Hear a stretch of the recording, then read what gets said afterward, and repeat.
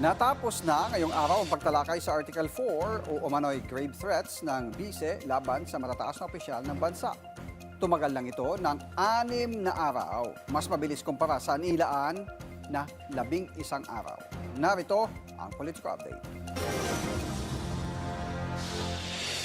Naipadala na ng impeachment court ang mga subpoena para sa mga financial record ni Vice President Sara Duterte. Sabi ni Attorney Reginald Tonggol, tagapagsalita ng impeachment court, kaninang umaga sinimulan ang paghahatid ng mga subpoena at natapos itong maihatid kaninang hapon. The impeachment court sent out today, July 22, 2026 at 8:44 a.m.